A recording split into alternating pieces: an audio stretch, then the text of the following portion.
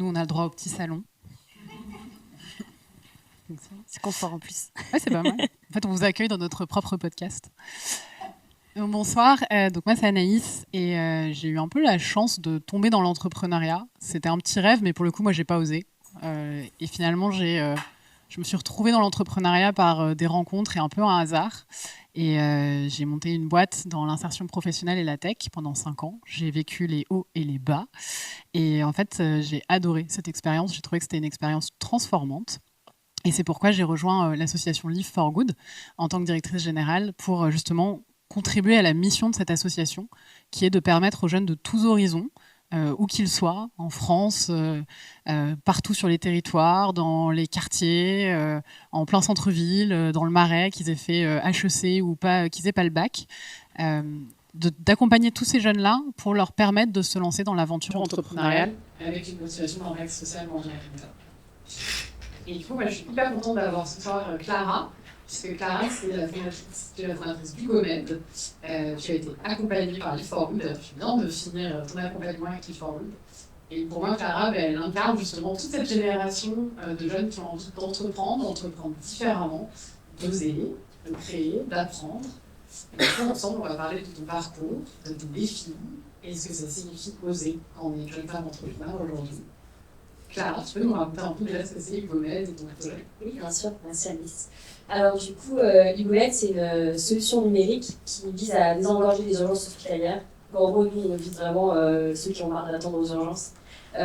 Et donc du coup, on a une plateforme qui permet d'un côté aux patients de savoir vers quel lieu se rendre pour ne pas tout le temps attendre. Et de l'autre côté, aider les soignants à diminuer leur charge mentale due à l'influence. Voilà. Trop bien. Je pense que c'est un sujet sur lequel moi, j'ai été confrontée au sujet d'attendre très très longtemps dans des urgences. Pourquoi tu t'es dit, qu'est-ce qui s'est fait que toi tu t'es dit, en fait, moi je peux le faire, moi Clara, je vais m'occuper de ce sujet pour tous les Français.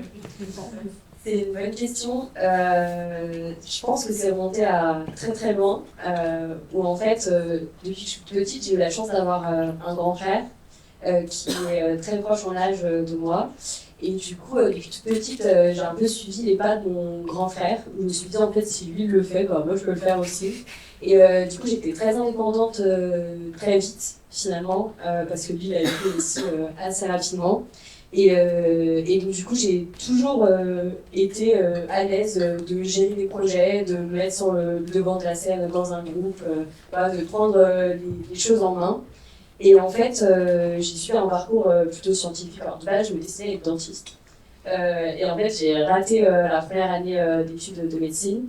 Et à la fin de ça, j'ai dû me réorienter. Je suis partie dans un cursus scientifique parce que j'étais scientifique. Mais au final, ça ne me convenait pas. Ce que j'aimais, c'était la gestion de projet, c'était de pouvoir guider quelque chose. Et du coup, je me suis dit, ok, je vais compléter mon parcours avec une école de commerce, parce que je trouve ça trop cool. C'était un profil un peu double. Et c'est pendant cette année où j'ai eu la chance de découvrir l'entrepreneuriat, où en gros, on me répétait, faut trouver un problème à résoudre, et une fois que tu as trouvé ce problème à résoudre, tu peux te lancer. Et du coup, pendant cette année-là, en fait, je cherchais un problème. Et à la maison, j'avais mon chéri, qui du coup était médecin interne en médecine à l'époque, et qui m'a parlé de plein de problèmes qu'il avait aux urgences.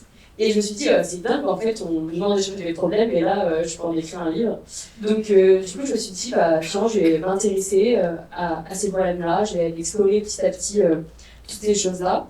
Et au fur et à mesure, j'ai pris confiance en moi sur ce sujet, parce que j'étais pas médecin, j'étais jeune, et j'étais une femme. Et du coup, j'ai réussi à prendre confiance en moi. Et surtout, je me suis dit, en fait, si moi, je vais avoir confiance en moi, qui va avoir confiance en moi? Sachant que, pour moi, je suis convaincue que si... la personne, en tout cas, dans qui je peux avoir le plus confiance, c'est moi-même, parce que je suis celle qui me connaît par cœur. Et du coup, c'est comme ça qu'à force, je me suis dit, en fait, je peux le faire, parce que j'ai toutes les compétences, et je me suis renseignée, et puis je vais y aller. Trop bien. C'est bien intéressant ce que tu dis de rentrer par le problème. Nous, on demande aux jeunes qu'on accompagne chez Live for Good, c'est à peu près 150 personnes par an, pourquoi ils sont dans l'entrepreneuriat. Et finalement, la première raison, c'est une responsabilité morale qu'ils ressentent face à un problème où ils sont victimes, ou dont leurs proches sont victimes ou témoins. Et finalement, c'est ça le déclic. Donc, ce sujet de dire, en fait, j'ai pas trop le choix, parce que si je m'en occupe pas, personne ne va le faire. Exactement. Et aujourd'hui, maintenant que tu t'es lancé, c'est quoi le gros défi? C'est quoi le plus gros défi que tu Le plus gros défi, c'est la légitimité, quand même, parce que même si il y a de la confiance et qu'on se sent à l'aise sur des sujets, il y a quand même ce gros sujet de la légitimité. Et moi, personnellement, surtout sur le plan commercial, dans le sens où j'ai aucun problème pour vendre le produit de quelqu'un, mais quand c'est mon produit, et ben là, j'arrive pas. Et du coup, je travaille là-dessus pour essayer d'être à l'aise, de en fait ne pas avoir peur, voilà, de de ce que peuvent penser les gens et de dire ok non je suis sûre j'ai travaillé le truc même si voilà, tout le monde peut pas être d'accord avec nous non plus mais voilà c'est vraiment ce côté de la posture commerciale en tout cas et la légitimité pour être la bonne personne pour faire ça surtout en santé où voilà. On en avait parlé tout à l'heure justement de la discipline d'oser, ça fait un peu écho, il faut s'entraîner à oser. Et justement, cet enjeu de légitimité, est-ce que toi tu fais un lien avec le fait d'être une femme et d'entreprendre en tant que femme? Toi, c'est une corrélation sur cette question de la légitimité, plus parce qu'on entreprend en tant que femme?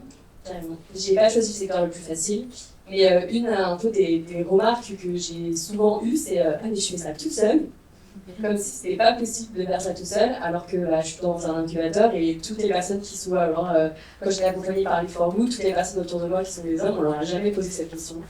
Et du coup, au début, je voyais pas trop le problème, et c'est là, avec la réflexion, que je me suis dit, bah, en fait, ouais, on pose cette question parce que les gens, en fait, ils ont peur finalement pour moi. Et j'ai entendu ça il y a pas longtemps, que du coup, les gens projettent leur peur sur nous. Et j'ai trouvé ça hyper vrai dans ce cas-là. Mais moi, personnellement, j'ai toujours refusé de me dire que parce que j'étais une femme, je ne pouvais pas réussir. Les seules limites, entre guillemets, c'était mes compétences et moi-même, quoi. Mais du coup, voilà, par rapport à ça. Et ce que je voulais dire, c'était que bah, déjà, entreprendre, qu'on soit un homme ou une femme, c'est une montagne de défis pour tout le monde. Et au contraire, je trouve que la mixité, dans ce sens-là, où moi j'échange des fois avec du coup, des hommes entrepreneurs, et je me sers de leur expérience ou de leur vision des choses, leur manière d'approcher les choses. Et eux, pareil, les femmes, on dit que les femmes prennent beaucoup moins de risques au niveau entrepreneurial, qu'ils sécurisent tout, alors que les mecs, ils vont un petit peu plus. Et du coup, je trouve que les deux, en tout cas, la mixité est bonne pour savoir comment faire. Chez les Forgood, on a le parti pris justement de casser les entre-soi. Dans les cohortes de jeunes qu'on accompagne, on fait vraiment ce pari d'avoir toujours une mixité de femmes, de parcours, d'horizons même, d'où viennent les jeunes, sur tous les territoires français. Est-ce que tu penses qu'il y a une façon d'entreprendre quand on est des femmes, qu'il y a un entrepreneuriat au féminin, ou finalement ça ne vaut pas trop ce terme? Je pense que oui, parce que du coup, on pense pas forcément de la même manière. Mais encore une fois, voilà, on peut se servir mutuellement. Ce que je trouve qu'il y a aussi, on l'a vu peut-être avec les chiffres, et je pense que ça a joué qu'il y a de plus en plus de femmes qui entreprennent. C'est aussi parce qu'il y a, j'aime pas trop ce terme, mais de la discrimination positive, dans le sens où il y a de plus en plus de réseaux féminins puissants, des appels à projets réservés aux femmes. Et je pense que ça aide justement à mettre sur le devant de la scène des femmes, à permettre à des femmes d'oser. Donc il y a de plus en plus de choses comme ça, mais après, oui, je pense que les parcours sont encore malheureusement différents, même dans les mentalités ou même dans les fonds d'investissement, enfin, les gens qui investissent dans nos projets, etc. aussi, parce qu'on est une femme, parce qu'on va devenir peut-être maman, on va devoir faire une pause dans le projet, ou des choses comme ça, forcément on joue. C'est des témoignages qu'on reçoit chez Forgood. On a une entrepreneur qui a été accompagnée avec quelques années qui s'appelle Héloïse Lamotte, qui a un super projet et qui, quand elle a vu lever des fonds, nous expliquait que chaque fois qu'elle allait en rendez-vous avec un investisseur, on lui répondait en lui disant que c'est rien que ça suffit, avec quelqu'un peut-être d'un peu plus capé, d'un peu plus. Il y avait plein de termes pour dire en fait, ça suffit pas avec un mec. Carrément, et moi la première, je me suis pendant très longtemps posé la question de est-ce que je l'associe.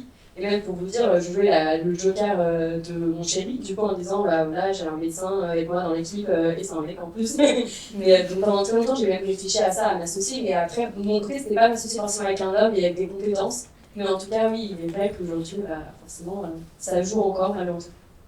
Est-ce que tu as déjà vécu en tant que femme entrepreneur une situation vraiment de sexisme? Eh ben, pas frontalement. J'ai eu cette chance-là. Je pense que je suis quelqu'un, mais ça se voit peut-être pas forcément, mais je suis quelqu'un qui parle fort, qui parle vite, qui prend sa place et qui ne se laisse pas faire. Enfin, j'ai un assez bon caractère.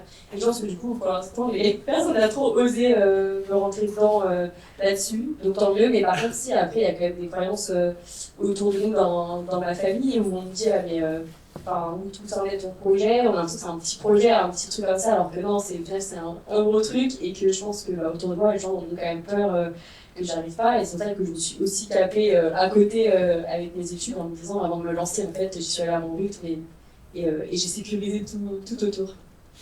Bien. Et on le voit effectivement dans les levées de fonds, par exemple, où on prend plus au sérieux des équipes masculines qui vont mettre un beau pitch deck avec des gros chiffres, qui vont parler de millions, etc. Et en fait, on reproche après aux femmes de ne pas être assez ambitieuses, mais un peu comme ça a été expliqué, c'est plus un sujet de système que finalement de toi, ton ambition, qui est hyper énorme pour le coup. Et ouais, totalement. Et moi, j'avais une question pour toi, parce qu'on a un petit peu parlé de quel... Est-ce que toi aussi, tu été confronté à ça, de par ton expérience entrepreneuriale ou aujourd'hui en tant que DG? Moi, j'en ai eu une, franchement, c'était presque trop gros pour être vrai.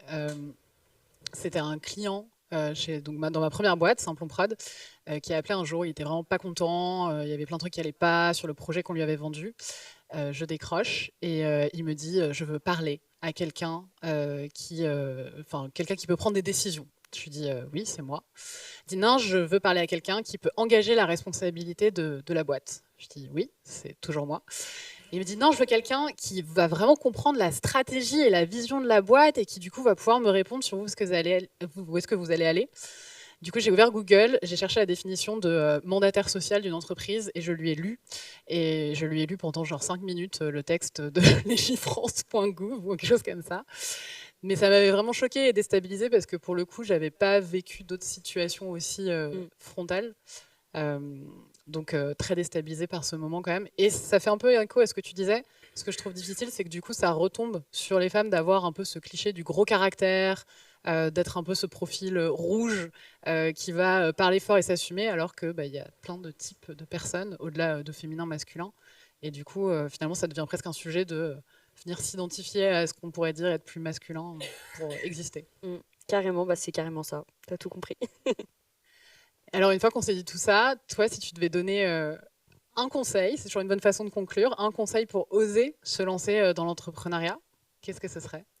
Je pense que ça passe par en parler autour de soi et pas forcément du coup récupérer les peurs, mais vraiment en parler, faire le premier pas. Je pense que c'est vraiment la première action qui fait en tout cas qu'on lance la machine et après trouver son rythme, se sécuriser aussi mentalement pour avoir la force de continuer. Et moi personnellement, ce qui m'anime tous les jours, c'est vraiment cette flamme de me dire que j'ai envie d'avoir un impact positif d'un point de vue social. Et donc voilà, je dirais c'est de se mettre en action et de garder la flamme qui nous donne envie d'avancer.